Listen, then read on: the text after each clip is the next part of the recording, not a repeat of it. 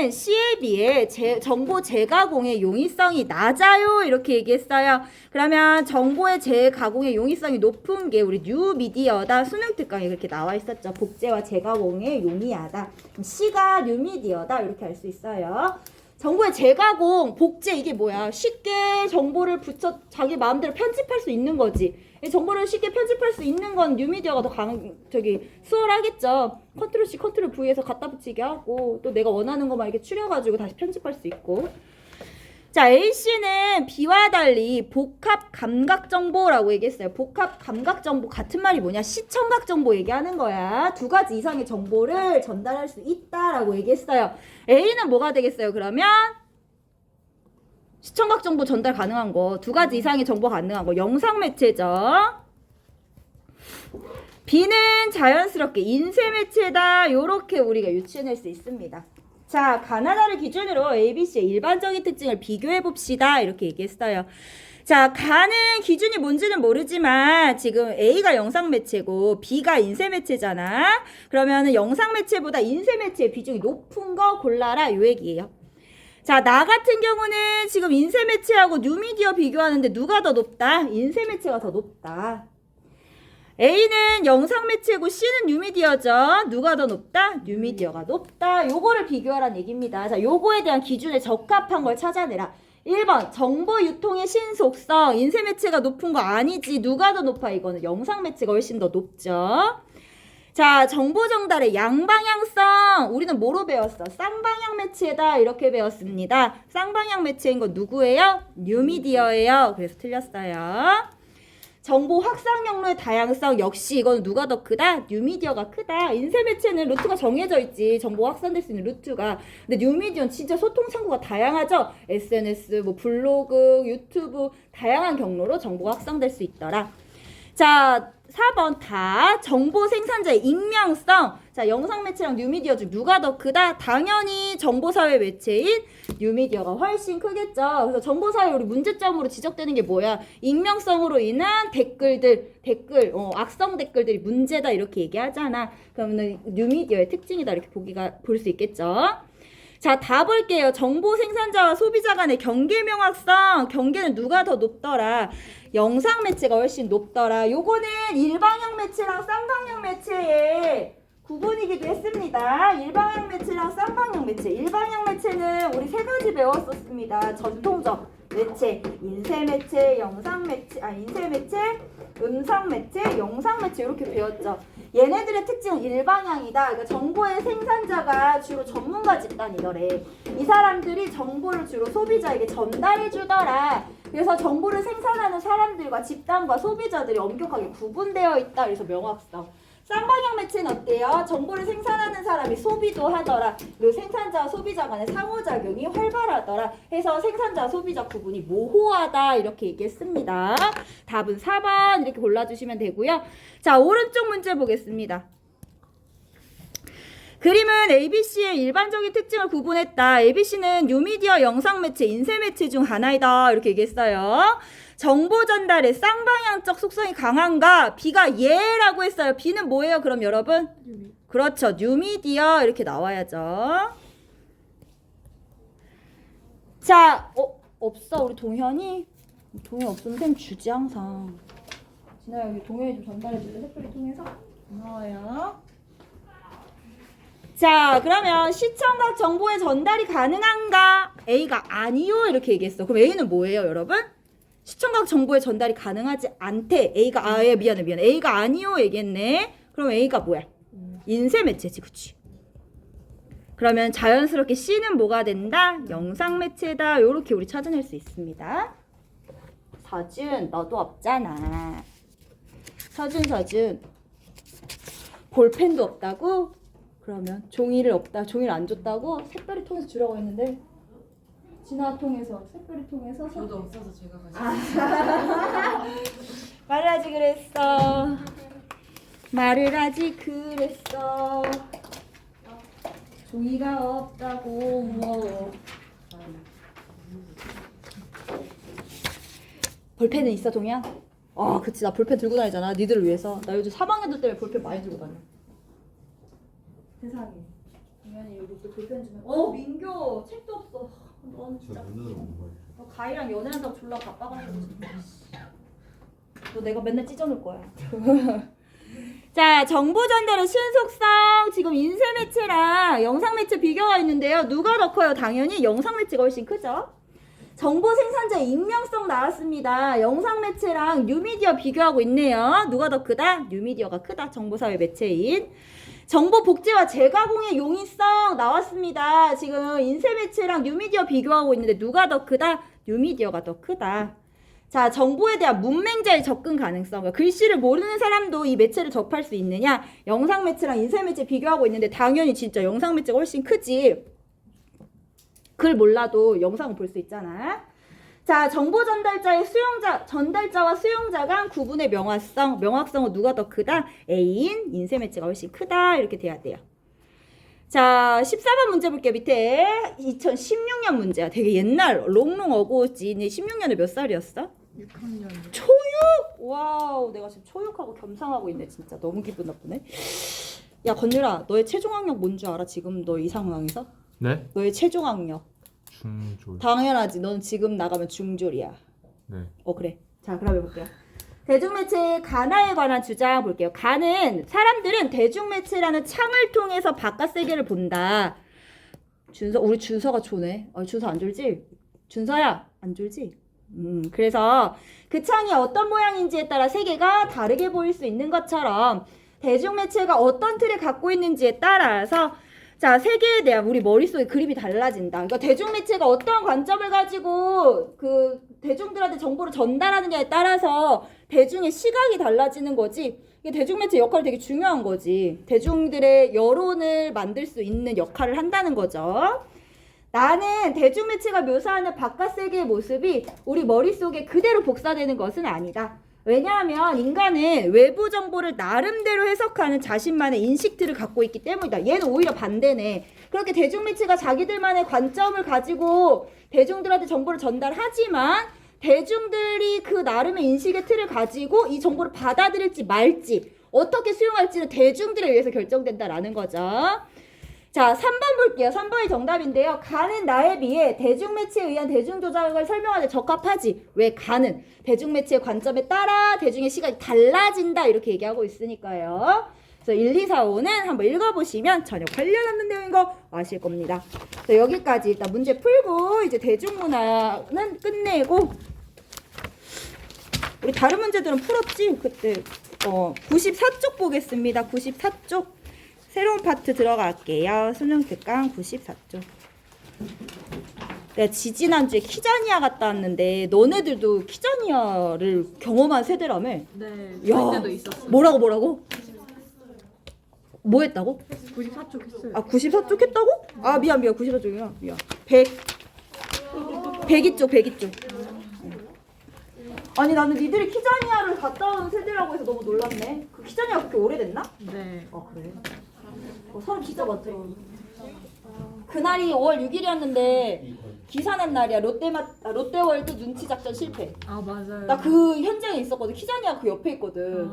그딱 지하철 내렸는데 지하철 그 출구부터 사람들이 맞아요. 이렇게 빽빽하게 서 있는 거야. 그래서 저 줄은 뭘까? 계속 따라가 보니까 롯데월드 사람이 이렇게 있어. 그날 막 무슨 애들도 현장 체험했대. 서울에 있는 애들도. 그거 막 기구 2개 타고 집 가고 그랬대요. 막 머리가 바글바글해. 너무 놀랐네. 자, 문화변동의 양상과 대응이고요. 여기에서 중요한 건 이제 문화변동의 요인이랑 그다음에 문화변동의 모습, 양상을 아는 게 중요합니다.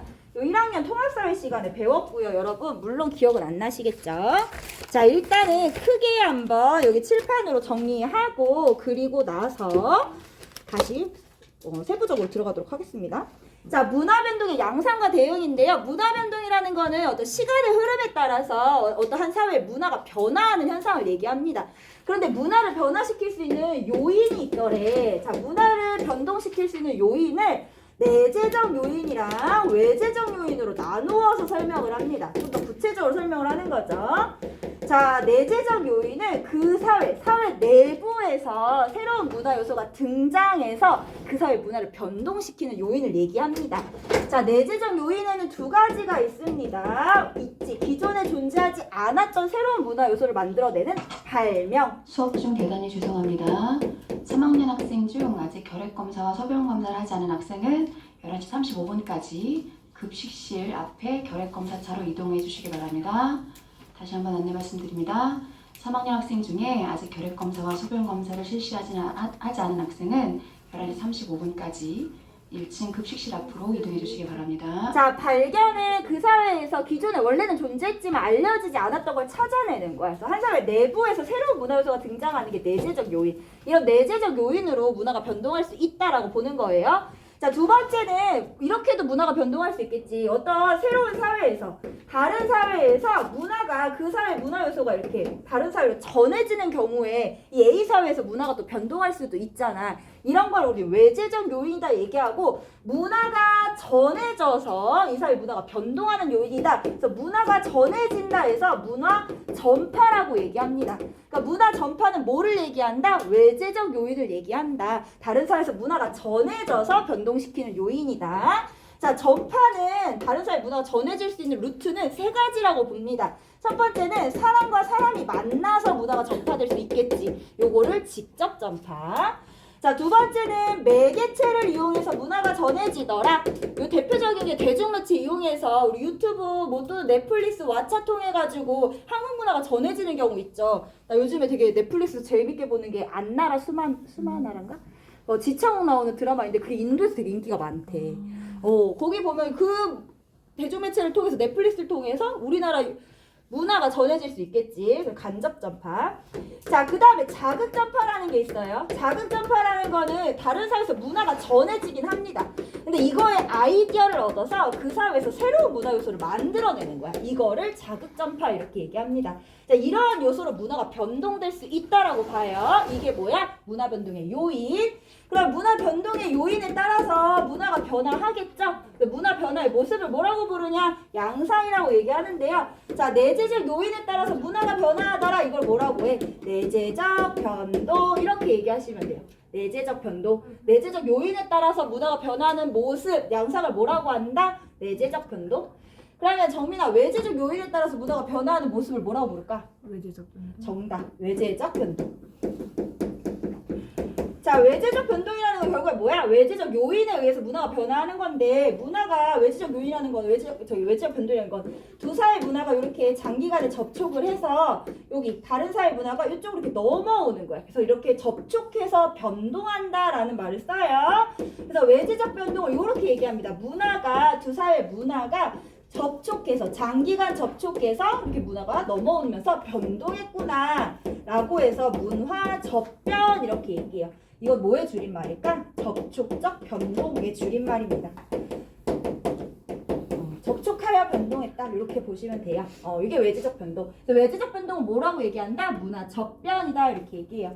그러면 두 사회 문화가 만나는 모습에는 또 두 가지로 나눌 수 있다라는 거야. 두 사회 문화가 만날 때 첫 번째로는 한 사회가 강제적으로 이 문화한테 접촉을 시도해서 자기네 문화를 이식하려고 해. 그거를 뭐라고 하냐면 강제적 문화적 변이다 이렇게 얘기해요. 지금 우리 교과서 수능 뜨가 있는 크게 보고 있어요. 또는 두 사회가 문화를 만날 때 필요에 의해서 자발적으로 만날 수도 있겠지. 그거를 뭐라고 얘기한다? 자발적 문화적 변이다 이렇게 얘기합니다. 그럼 두 사회 문화가 이제 막 접촉해서 장기간의 접촉을 통해서 문화가 이렇게 전해졌어. 변동이 나타날 거야. 그럼 이 사회에 여기가 A라고 치고 여기가 B라고 치면 A 사회에 B 사회 문화에서 넘어온 거잖아. 그럼 기존에 있던 A 사회 문화랑 B 사회 문화가 만나서 그 만난 결과 어떻게 될 것인가 그것도 있겠죠. 그래서 마지막에 나오는 게 뭐다? 문화접변의 결과인데요. 이게 뭐야? 문화접변의 결과. 세 가지의 모습이 나타나더라. 자, A 사회가 기존 사회 문화라고 보고 얘 문화에서 이렇게 넘어온 거잖아. 이거 외래 문화라고 볼게요.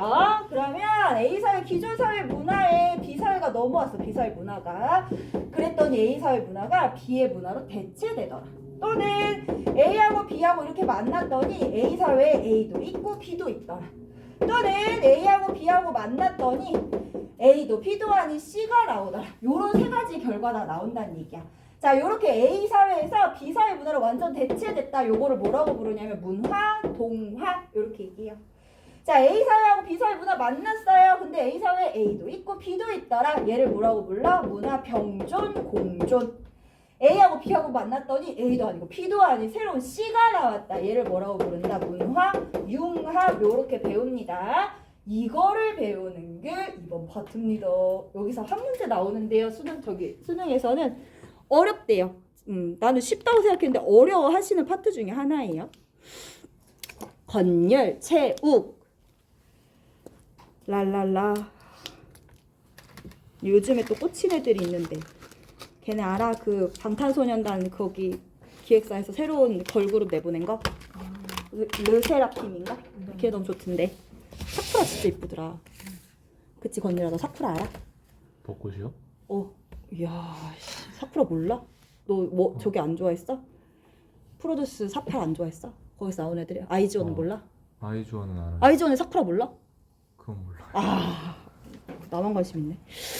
자, 그러면 이제 문화 변동의 의미와 요인 할 텐데요. 의미는 한 사회의 문화 체계가 변화하는 현상이다. 근데 그 변화하는 요인을 두 가지로 얘기했어요. 첫 번째는 새로운 문화 요소의 등장. 요게 바로 내재적 요인.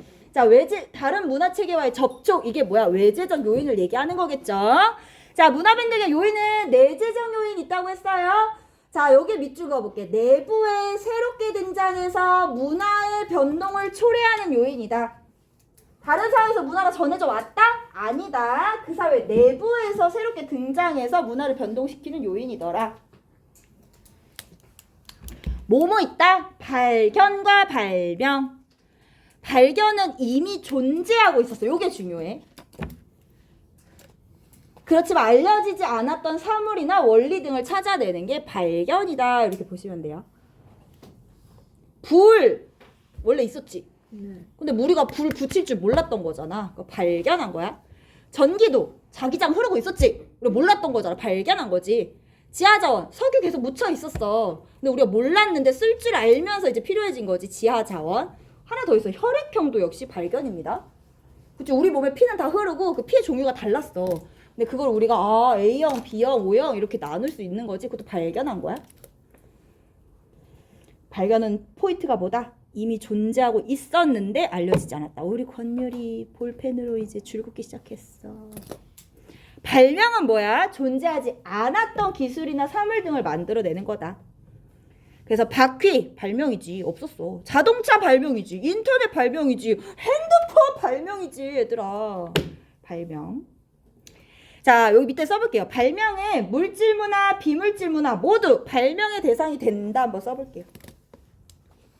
자, 물질문화, 비물질문화 모두 발명의 대상이 된다. 써보겠습니다. 물질문화, 비물질문화 모두 발명의 대상이 된다. 진아야. 나도 졸려. 나 밥 먹고 왔거든. 도시락 싸우는데. 너무 졸려. 오늘 점심 뭐 나와? 와. 오바시는 거 나오네. 자, 물질문화, 비물질문화 모두 발명의 대상이 된다. 그러면 물질문화, 비물질문화가 뭔지 여러분도 구별할 수 있어야겠죠. 뒷장 넘겨보겠습니다. 104쪽. 자, 104쪽 왼쪽 날개에 물질문화 나와 있습니다. 물질문화란 밑줄 그어볼게요. 인간 생활에서 필요한 유형의 모든 재화와 그 재화를 만드는 기술을 의미한다. 자, 물질문화의 대표적인 예 뭐가 있어? 의식주랑 관련된 음식들, 자동차들, 그뿐만 아니라 기술도 포함된다고 하잖아. 그래서 우리 수능 특강에 이런 게 나왔어. 수능에서 편집 기술. 기술도 얘들아 역시 물질문화입니다. 왜냐하면 우리가 재화를 만들어내기 위해서는 기술이 필요하거든. 그래서 기술도 물질문화다 이렇게 봐요. 그러면 자동차, 뭐 음식 이런 거 발명의 대상이 될 수 있다는 거 여러분들 당연히 이해하시죠? 자, 그다음에 비물질 문화 있습니다. 비물질 문화는 제도와 관념 문화로 구분되는데 제도 문화는 뭐다? 규범이나 제도. 관념 문화는 뭐다? 언어, 종교, 철학 이런 것들 얘기합니다. 뭐 가족 제도, 종교 제도 저거 다 제도 문화죠? 관념 문화는 종교, 철학 이런 거죠. 자, 예를 들어 볼게요. 제도 문화에서 우리 혹시 기억나는지 모르겠지만 경제, 시장 경제 체제, 계획 경제 체제 이런 말들 있지. 그런 것들 보면 인간이 어떤 경제 활동, 생산 활동에 편리하게, 유리하기 위해서 시장 경제 체제라는 걸 만들어낸 거지. 그러니까 제도도 뭐가 될 수 있다? 발명의 대상이 될 수 있다라는 거예요. 그 두 가지 알고 계시면 되겠습니다. 자, 그러면 이제 여기 볼게. 밑에 보면 내재적 요인에 의해서 문화 변동의 모습을 뭐라고 얘기하더라? 내재적 변동이라고 얘기합니다. 근데 저기 볼게요. 그래서 내재적 변동, 발명, 발견. 그게 뭐야? 내재적 요인이죠. 자, 내부에서 새로운 문화 요소가 생겨난 후 저희 괄호 한번 쳐볼게요. 그것이 사회 구성원들에 의해 수용되고 문화 체계 속에서 확산되면서 나타나는 문화 변동을 우리는 내재적 변동 이렇게 얘기합니다.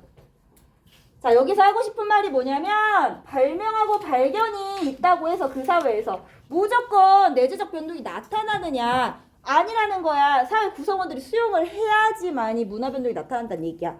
작년에 수능 특강에 무슨 사례가 있었냐면 셀카봉 사례가 있었어요. 셀카봉이 어느 나라에서 처음 발명된 줄 알아? 오, 되게 의외였어.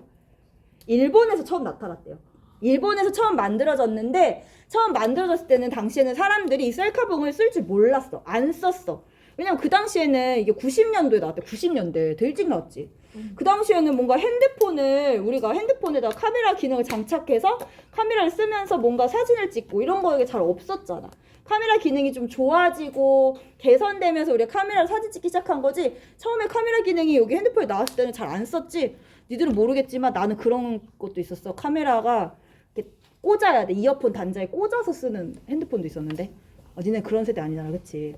그런데 이제 점점 핸드폰 기술이 좋아지고 그다음에 카메라 화소도 높아지면서 사람들이 점점 카메라로 사진을 많이 찍기 시작하니까 그제서야 셀카봉이 이제 사회 구성원들 눈에 들어오기 시작한 거야. 그래서 전 세계 사용이 되고, 그럼 보면 저 발명은 일찌감치 이루어졌지만 셀카봉에 대한 발명은 그 사회 구성원들이 수용하지 못했던 거지. 시대가 흐르고 나서 수용이 되니까 그 사회에서 이제 변동이 나타나서 모두 다 셀카봉 들고 사진 찍는 그런 문화가 등장하게 된 거죠. 그래서 사회 구성원들의 수용이 필요하더라. 그거 보시면 되겠습니다. 자, 두 번째는 외재적 요인이에요. 문화 변동의 요인. 얘는 뭐야? 다른 사회에서 문화가 전해져서 변화하는 요인이더라. 그래서 뭐라고 불러? 문화 전파. 문화 전파는 뭐다? 외재적 요인을 얘기한다. 자, 다른 사회 문화 체계와 접촉, 교류해서 다른 문화 요소가 전해져서 변동한다. 건유라, 채우가. 아, 눈물 나. 나 지금 우리 반 애들 피고하고 있는데. 우리 반 애들 이를 갈고 피고하는데. 저희도 오늘 결승전이에요. 아, 니네 6반이랑 한다며. 네. 들었어. 또 5, 6반이 어떻게 붙었어. 내 집단, 외집단 설명할 때 드디어 외집단이 됐구나, 6반이. 축하해. 우리 반 애들 5반하고 오늘 붙거든. 그거에 따라서 이제 저기 8반 애들하고 결승을 하는데 이제 우리 반이랑 8반이 강력한 우승 후보야. 약간 기대하고 있어. 자, 직접 전파 먼저 볼게요. 직접 전파는 여기가 포인트예요. 사회 구성원들 간의 직접적인 접촉 과정에서 문화가 전달됐다. 한마디로 사람과 사람이 만나서 문화가 전달되는 게 직접 전파다 이렇게 보시면 돼요. 그럼 사람과 사람이 만나서 문화가 전달되는 상황이 나타나 있지. 교역하려면 사람이 가야 되지. 전쟁도 사람이 가야 되지. 러시아 아무리 뭐 요즘에 그렇게 뭐 조정해가지고 미사일 쏜다고 해도 사람 가서 총 쏘던데 요즘에. 자, 정복도 사람이 가서 깃발 꽂아야 돼. 부족 간의 혼인 당해 사람과 사람이 만나서 결혼하는 거죠. 요런 것들이 직접 전파 예가 되고, 자, 간접 전파는 매개체를 통해 간접적으로 문화요소가 전달된다. 대표적인 게 대중매체를 통한 문화요소의 전파. 자, 자극 전파 볼게요. 자극 전파는 써보세요. 전파와 발명이 합쳐진 거야. 전파와 발명. 그러니까 전파가 자극체가 돼가지고 그 사회에 뭔가 발명이 나타난 게 자극 전파야. 얘랑은 다르지. 얘는 그 사회 내부에서 그냥 발명의 요소가 등장한 거고, 얘는 발명이 나타나는데 다른 사회 문화로 자극을 받아가지고 발명이 나타난 거야. 그래서 자극 전파야. 자, 자극 전파는 추상적인 개념이나 아이디어가 전파되어 발명이 나타난다. 다른 사회에서의 아이디어를 얻어 새로운 문화 요소가 발명되는 거. 그래서 우리 문제에서는 자극 전파를 줄 때 저 말을 많이 써요. 아이디어. 아이디어가 전해져서 만들어졌다. 그래서 아이디어라는 말을 쓰면 아, 자극 전파 물어보는구나. 요렇게 좀 유추할 수 있어요. 자, 자극전파의 얘 여기 보면은 신라의 이두와 아메리칸 인디언 부족의 체로키족의 문자인 세코야 문자가 있다. 이 두 가지 일단 밑줄 그어놓고 교과서 보면서 더 구체적으로 설명하겠습니다. 자, 교과서 114쪽 펴볼게요.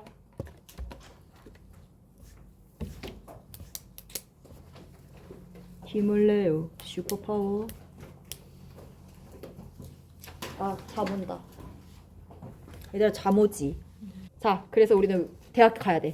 자, 외부적 요인, 외재적 요인 보겠습니다. 자, 직접 전파란 다른 문화에 직접 접촉을 하여 전파가 이루어지는 경우다.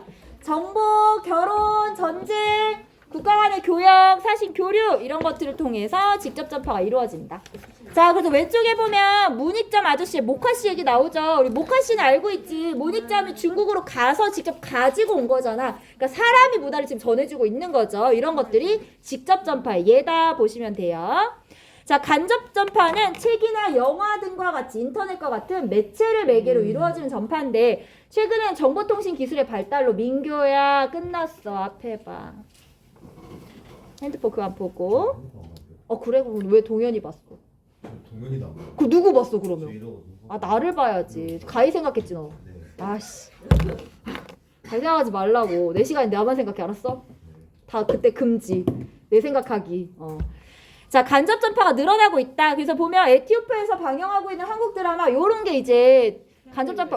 그치. 아, 송중기님에게 이 태양의 후예는 어떤 걸까? 그에게 태양의 후예란? 흑역사? 인생작이자 흑역사이지 않을까요? 유튜브에 아직도 돌아다니던데. 맞아요. 그 에티오피아에서 찍었다고 하지. 그래서 이런 거 보면 간접 전파, 간접 전파의 예다.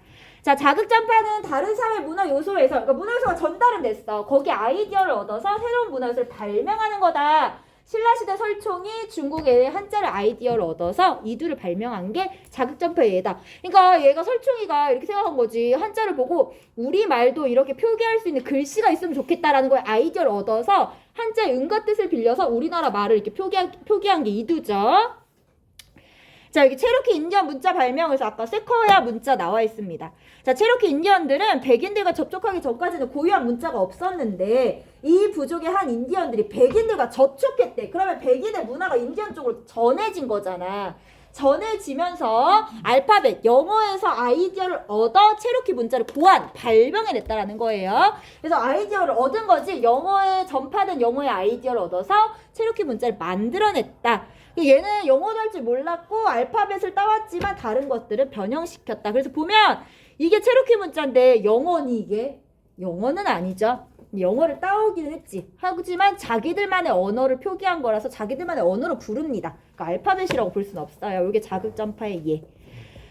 자, 그 다음에 재지술 나와 있어요. 재지술은 종이를 만드는 기술을 얘기하는데요. 재지술 처음에 어디서 만들어졌는지 아세요? 어느 나라에서? 이집트? 아니요. 아닌가? 중국에서 만들어졌다고 해요. 그러니까 중국에서 처음에 재지술을 만들어놓은 건 발명이죠, 발명. 자, 재지술을 만들어서 보면 이제 전파되는 과정을 얘기를 하는데, 자, 고구려 출신 당나라 장군 고선지는 군사를 이끌고 현재의 카자흐스탄 탈라스강 근처에서 이슬람과 전투를 벌여서 크게 패하였습니다. 이때 수만 명의 당나라 병사가 포로로 붙잡혔는데 이 중에 종이를 만드는 재질 기술자가 포함되어 있었대. 그러니까 이 사람들이 이제 포로로 붙잡혀서 탈라스 전투에서 이제 붙잡혀서 이슬람으로 가게 된 거야. 그래서 뭐다? 이슬람 세계에 이렇게 종이가 재지술이 퍼지는 계기가 되었다. 그러면 이거는 무슨 전파에 해당이 돼? 누가 전해줬어? 전쟁에서 진 포로가 재지술을 가지고 있는 포로가 가서 이슬람에 전해준 거지. 세 가지 중에 뭐에 해당될까요? 무슨 전파에 해당될까요? 그렇죠. 직접 전파에 해당되죠? 얘는 직접 전파의 예가 되겠습니다. 아시겠죠? 자, 여기 이제 마지막 103쪽 보고 이제 끝낼게요. 103쪽 보면 여기만 볼게요. 문화자변의 양상 나와 있습니다. 그러면 이제 문화가 장기간에 접촉해서 변동하는 걸 문화접변이라고 했는데 이 두 사회의 문화가 어떻게 만나느냐. 첫 번째는 강제적 문화접변이에요. 강제적으로 만나더라. 정복 등과 같은 상황에서 물리적 강제력에 기초하여 지배 입장에 있는 한 사회의 문화 요소가 피지배 사회에 강제적으로 이식되더라. 밑줄 그어볼게요. 그다음에 피지배 사회 같은 경우는 이런 강제적 문화접변이 이루어지며 거부나 저항 이런 모습들이 나타나겠죠. 대표적인 게 창씨개명입니다. 창씨개명 뭔데? 일본 사람들이 우리나라의 그런 뭔가 본과 뿌리를 말살하겠다라는 생각으로 자기네들 성을 강제로 쓰라고 이식한 거잖아. 그래서 이제 이진아가 아니라 나카무라 진아 이렇게 부르라고 하는 거지. 그게 바로 창씨개명이죠. 이런 게 강제적 문화접변이고 거부나 저항이 나타났다. 자, 자발적 문화접변은 강제가 아니죠. 바람직하다, 필요하다에 의해서 문화 요소가 전달되는 거다. 이런 경우에는 자기가 필요하다, 바람직하다고 느껴가지고 문화가 접촉되는 거니까 수용이나 확산이 나타날 거고, 대표적인 예가 이민이나 유학 같은 게 있습니다. 그 사회 이민 가면 우리 사회에 있던 그 사회, 우리나라 사회 문화만 가지고 살기 어렵겠지. 미국의 문화를 받아들여야지만 미국에서 내가 살아남을 수 있는 거잖아. 그런 경우에 자발적 문화접변이 되겠지. 이게 꼭 국가 간의 접촉을 얘기하는 건 아니야. 그러니까 국가의 세계의 접촉을 얘기하라. 그 사회, B 사회 문화와 A 사회 문화가 만나는 과정, 접촉하는 과정에서 그 과정이 강제적이냐 자발적이냐 이렇게 얘기하는 거야. 그럼 내가 미국에 가는 것도 한국 사람이 한국 사회 문화를 가지고 미국 사회 문화 요소를 접촉하고 있는 거잖아. 만난 거잖아. 그때 그걸 어떻게 내가 필요에 의해서 만난 거지. 이민 같은 경우는. 자, 강제적 문화접변만 읽어볼게요. 강제적 문화접변은 정복이나 식민지 상태에서 쉽게 찾아볼 수 있는데 밑에 줄 식민 지배를 받는 피지배 집단의 정체성을 약화시키기 위해서 식민지의 문화를 자신들의 문화로 대체하고자 한다. 이로 인해 식민지에 대해 물리적 강제력을 동원하여 문화 변동을 유도하게 되는데 이를 강제적 문화접변이라고 한다. 그래서 강제적 문화접변은 어떤 식민 상황, 정복 이런 데서 나타나고 있다. 여기까지 하고 다음 시간에 결과하겠습니다.